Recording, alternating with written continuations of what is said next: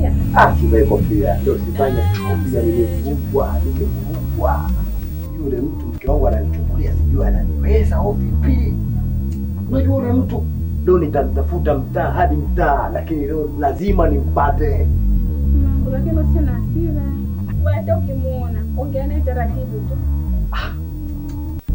Alafu wewe nenda hivi, nikirudi nikute TV yangu, hela yangu ndani.